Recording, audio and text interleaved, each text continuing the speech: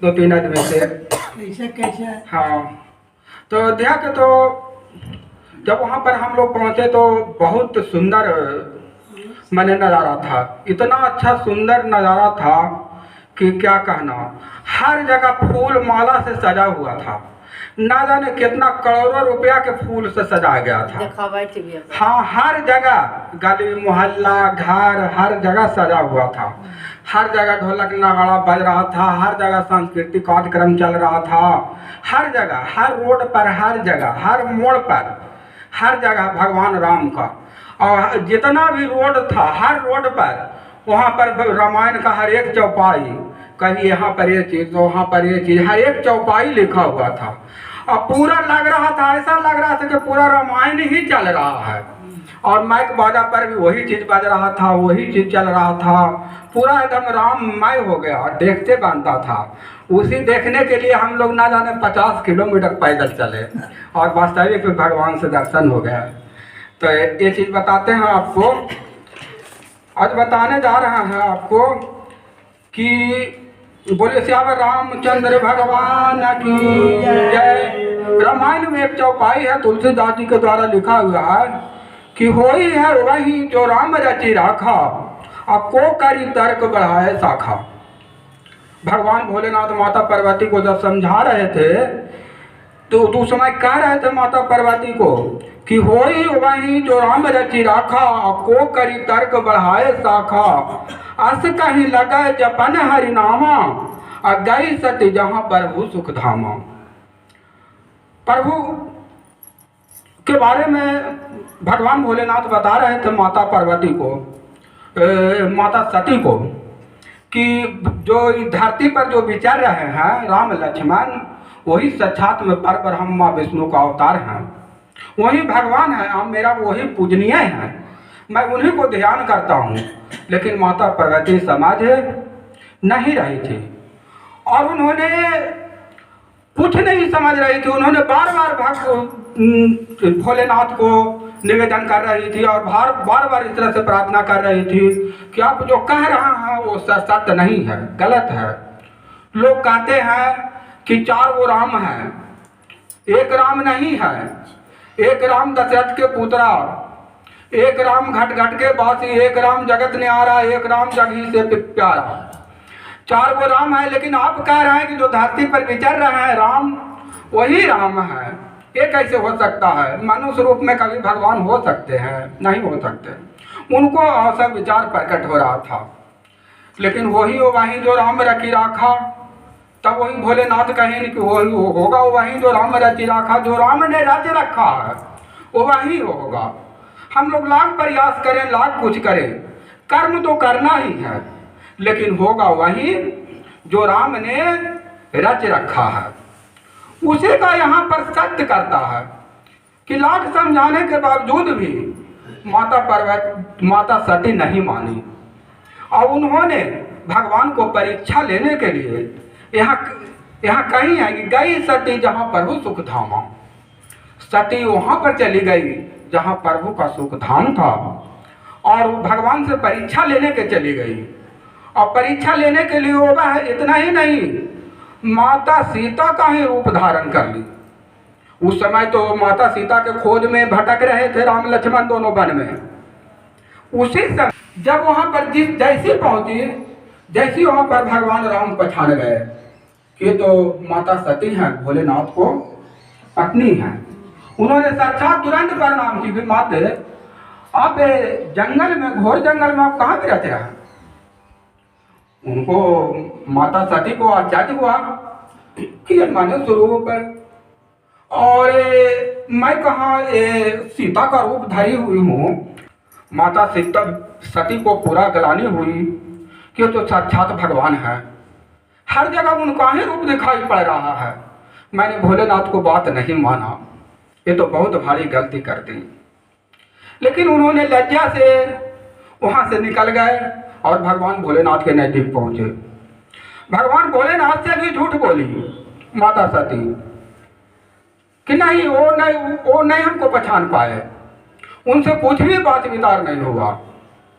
लेकिन भगवान भोलेनाथ तो दीप स्वरूप थे, वो तुरंत है जो अपना दीप शक्ति से और ये पकड़ लिए कि माता सीता जो है ये माता सती ये झूठ बोल रही है। बहुत समझाए, वो कहें कि हम आपको आप झूठ बोल रही हैं, इससे कोई फायदा नहीं होगा, आपको होगा वही जो राम रचि रखा, आपको जो राम ने रच रखा है वो वही चीज होगा। आपको अब मेरे साथ सही ढंग से समय नहीं बीत पाएगा और नहीं तो हम आपको अपना पाएंगे। इसका कारण है कि आपने माता सीता का रूप धारण कर लिया, मैं उनको माता मानता हूँ। तो जिस रूप माता को आप रूप धारण कर ली, तो उस समय तो आप भी मेरे माता के समान वहां नजर आ रही थी। अब मैं आपको पत्नी कैसे मान सकता हूँ?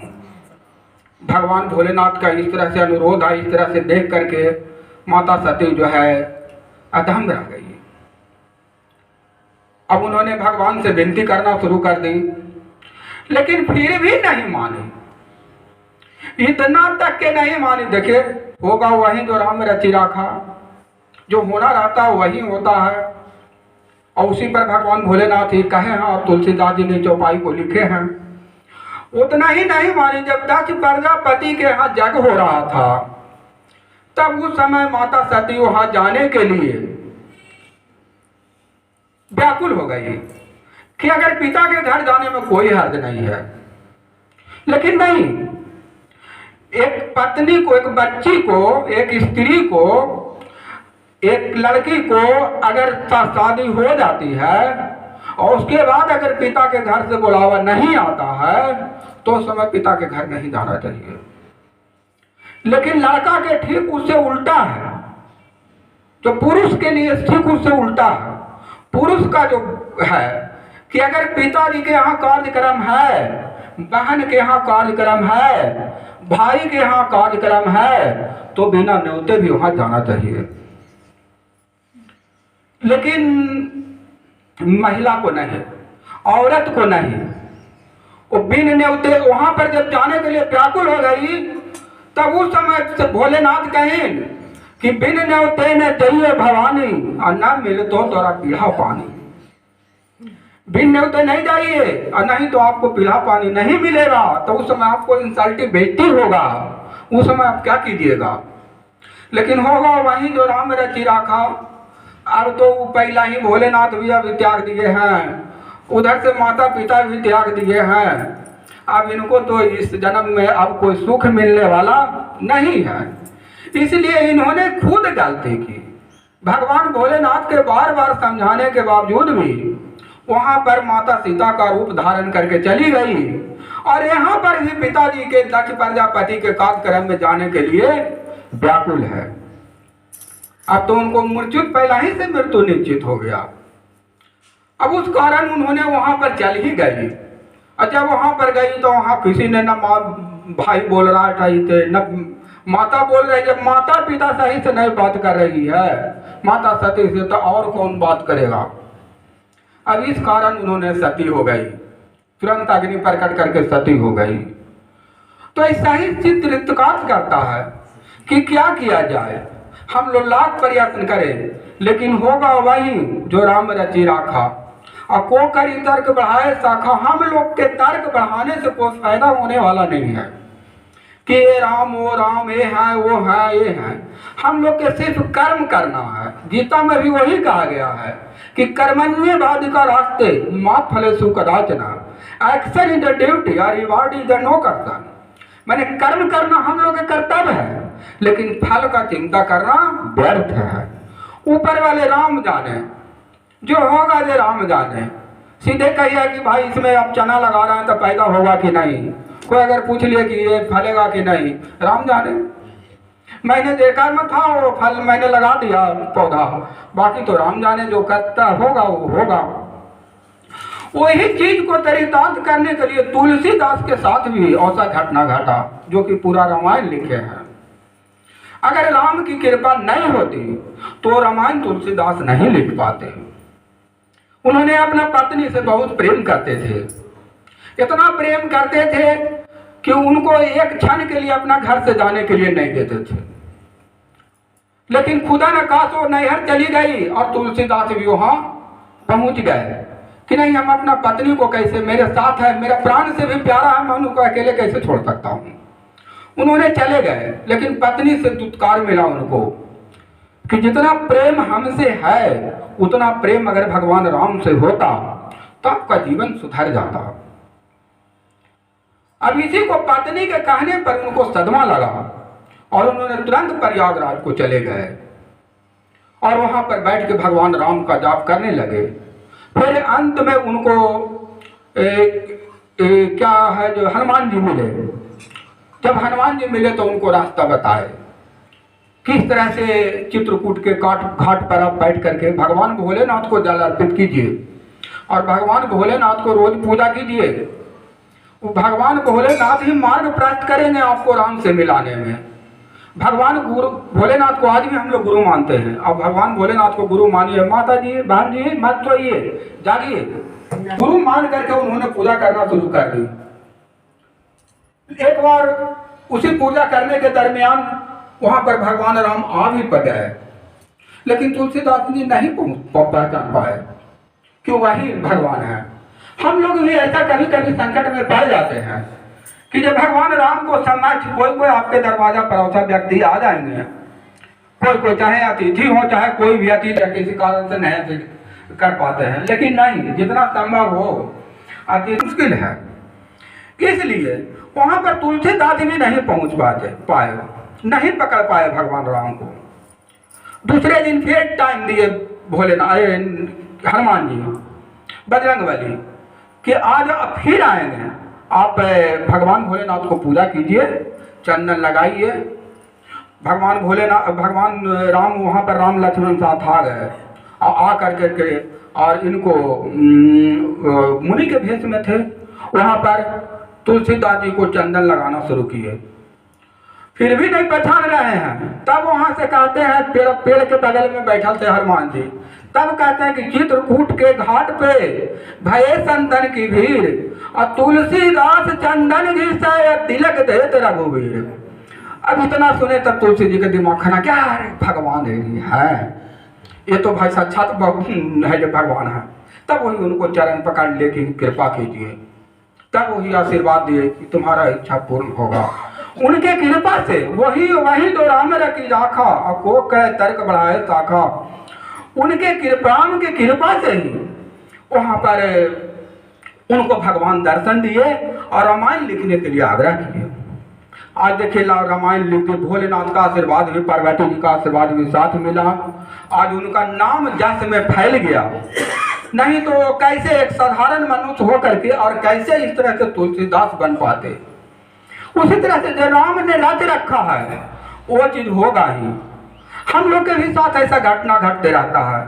देखिए इस समय अयोध्या में जो प्राण प्रतिष्ठा था, वहाँ पर हम लोग जाने के लिए हाँ ना में थे, यहाँ पर भी कार्यक्रम था। अब यहाँ पर भी संकट में थे कि भाई यहाँ पर भी कार्यक्रम कैसे होगा, नहीं मैं न रहूँगा तो कैसे होगा, रहना जरूरी है। एक तो मैंने सजावट बजावट करने वाले भी दिनेश बाबू भी जाने वाले थे, हम भी जाने वाले थे, यहाँ पर कौन रहेंगे। इस तरह से संकट में थे। अब इस संकट को निवारण हमने भगवान से सिर्फ प्रार्थना कर रहे थे कि भगवान किसी तरह से, न रात को नींद आ रहा था न दिन को चैन आ रहा था कि वहाँ पर अयोध्या कैसे पहुँचे। लेकिन देखिए भगवान की कृपा से वहाँ पर निकल ही गए। यहाँ पर भी सारा व्यवस्था किसी तरह से कर ही दिए और यहाँ पर से निकल गए। और निकल गए तो इतना ही नहीं, जब वाराणसी पहुँचे तो सारा ट्रेन बंद, सारा रास्ता क्लोज कर दिया गया, कहीं से भी कोई आदमी प्रवेश नहीं कर सकता है। लेकिन फिर भी भगवान की महिमा, हम लोग बस पकड़े, बस के द्वारा गए, किसी तरह से पहुँचे। जब रात हो गई बस जाम कर गया। अब जब रात हो गई तो हम लोग भटक रहे थे इधर क्या करें। लेकिन एक तो गाड़ी वाला जा रहा था, वो बोला कि मुझको जाना है सुल्तानगंज। हम लोग के पता नहीं था कि सुल्तानपुर ये है, हाँ वो कितना दूर है, सुल्तानपुर उसको बोला जाता है, वो कितना दूर है। उन्होंने सुल्तानपुर लेके चल गया बैठा करके। भाड़ा खोज रहा था, भाई भाड़ा उसको कैसे देते हैं। अब मोबाइल पर सर्च करते हैं तो जितना दूर अकबरपुर है उतना दूर सुल्तानपुर है। अब तुम तो गलत रास्ता मिले हम लोग के, लेकिन गलत रास्ता में नहीं, वो ठीक है, भाड़ा नहीं लिया, चला गया। लेकिन ठीक है, वहाँ पर गलत रास्ता में हम लोग नहीं पहुँचे। देखिए राम की क्या महिमा। वहाँ पर एक प्रधान जी का बच्ची का शादी था। इतना सजावट बजावट है, इतना रहने का सब तरह से व्यवस्था, तो तोशक तकिया गद्दा नहाली सारा चीज़ व्यवस्था था। हम लोगों ने वहाँ स्थानीय लोग बताया कि आप प्रधान जी के यहाँ आ जाइए, सुबह चले जाइएगा। प्रधान जी के यहाँ रहे, आराम से खाना पीना खाए, आराम से वहाँ पर रहे, आराम से फिर सुबह में स्नान ध्यान किए, 4:30 बजे वहाँ से निकल गए। निकलते गए पहुँचते गए। और देखिए उतना ही नहीं, अब हम लोग दो ठो राम लक्ष्मण तो थे ही, एक ठो हनुमान जी के भी साथ में भेज दिए भगवान। मेरा झोला बैग इतना भारी था कि टांगना मुश्किल था, चलना मुश्किल था। लेकिन एक तो राजगीर की तरफ से सैली कोई गांव पड़ता है, वहाँ के हनुमान जी आ गए हैं, पप्पू जी नाम था उनका, और वो हमारा बैग को सारा वहाँ से टांग करके अयोध्या पहुँचा दिए, हर समय साथ दिए। अब जब हम लोग अयोध्या पहुँच गए, अयोध्या का सारा नज़ारा देखे, समय पर पहुँच गए, भगवान से सब चीज़ देख रहे हैं, सारा नज़ारा देखे, इस तरह के शोभा विहान देखे। शोभा देखते देखते हम लोग के 10-11 बज गया। मन हटने का कर नहीं रहा था, लेकिन थोड़ा पैर थक गया था, हम लोग ने निकल गए। जब वहाँ पर आश्रम खोलते खोलते जब पहुँचे तो आश्रम तो किसी तरह से मिल ही गया। अब खुदा न खास उस समय इतना आश्रम बुक था, और सभी तो जितना भी आश्रम था, मठ था, सब के सब है जो फूल था। लेकिन देखिए भगवान की महिमा, जैसे वहाँ पर पहुँचे, जैसी जो साधु जी हम लोग के जो शरण दिए, उनका कॉल आ गया कि आपको अभी टाटा पहुँचना है। उनका कोई तबीयत खराब था कोई बच्ची की। अब वो चले गए टाटा, कहीं के मोबाइल पर देख करके बता दीजिए कि हमको के ट्रेन है क्या। तो उधर से ट्रेन छोड़ रही थी, लेकिन आने नहीं दे रहे थे। तो ट्रेन जो भी था वहाँ पर ठहरे वो भेज रही थी, लेकिन आने नहीं दे रहा था, कोई पैसेंजर को नहीं आने दे रहा था अयोध्या। अब वहाँ से साधु जी निकल गए। अब हम लोग के सोचिए, वो साधु जी का पूरा रूम हम लोग के मिल गया, आराम से रहे, हीटर भी था, गर्म पानी गर्म अथी सारा व्यवस्था किया गया था सरकार की तरफ से भी। हर जगह खुशहाली, हम लोग को कोई कष्ट नहीं हुआ। इतना ही नहीं, कल हो गए जब सरजुग में स्नान करके, और उसके बाद जब अयोध्या में राम से दर्शन करने के लिए जब पहुँचे, उस दिन तो प्राण प्रतिष्ठान होने के बाद 22 तारीख के बाद मंदिर बंद कर दिया गया था। लेकिन दूसरे दिन है जो 23 तारीख को जब हम लोग स्नान ध्यान कर करके वहाँ पर जब पहुँचे, तो इतना भारी भीड़ था कि सिर्फ आधा घंटा समय लगा। सोचिए उस समय मंदिर बंद रहता है, जब समय में हम लोग पहुँचे 11:30 बजे से 2 बजे तक मंदिर बंद रहता है, लेकिन हम लोग ने 1 बजे पहुँचे। और 1 बजे जैसे पहुँचे, जैसे मंदिर बंद के कारण लोग तो बहुत सा नहीं आए, बहुत सा इधर उधर हो गए। और उस समय जब पहुँचे हम लोग 1 बजे, तो आधा घंटा में हम लोग दर्शन कर लिए भगवान से, और उसके बाद फिर आधा घंटा में निकल गए, 2 बजे निकल गया हम लोग। वहाँ बुला रहे थे, हम लोग ने किसी तरह से पहुँच ही गए, भगवान से दर्शन कर ही लिए। बोलिए श्यावर रामचंद्र भगवान की जय। सीढ़िया दने से सब घुसा थी दर्शन